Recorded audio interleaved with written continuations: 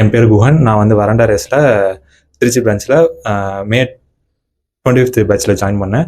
Join பண்ணி ஒரு 1 to 2 months வந்து பேசிக் சர்க்கிள் கிளாஸ் போச்சு. அதுலேயே எங்களுக்கு நிறையா பேசிக்ஸ் கவர் பண்ணாங்க. எனக்கு ஃபஸ்ட்டு வரப்போ பேங்கிங் எக்ஸாம் அந்த பேட்டர்ன் எனக்கு எதுவுமே தெரியாமல் தான் ஃப்ரெஷ்ஷாக தான் உள்ளே வந்தேன். ஃபஸ்ட்டு ட்ரை பண்ண தான் உள்ளே வந்தேன். ஸோ உள்ளே வந்ததுக்கப்புறமே அந்த பேசிக்ஸ் என்னென்ன இருக்குது, கொஷின் பேட்டர்ன் எப்படி இருக்குது, நம்ம எந்த மாதிரி ஃபஸ்ட்டு பேசிக்லேருந்து ஆரம்பிக்கலாம், ஸ்டெப் பை ஸ்டெப்பாக கொஞ்சம் கொஞ்சமாக அழகாக சொல்லிக் கொடுத்தாங்க.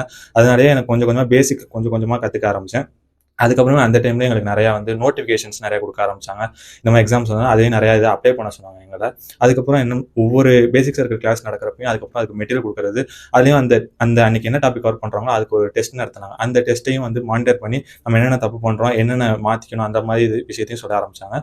அதுக்கப்புறம் பேசிக் சர்க்கிள் முடிஞ்சதுக்கப்புறம் செக்ஷனல் டெஸ்ட் அது மாதிரி நிறையா எடுக்க சொன்னாங்க. அப்படி எடுக்கிறப்ப ஃபஸ்ட்டு ஸ்டார்டிங் வந்துட்டு எல்லாமே அங்கங்கே போட்டேன். எப்படி போடுறதுன்னு எனக்கு தெரியல. ஒரு அப்ரோச்சே எனக்கு தெரியாமல் இருந்தது.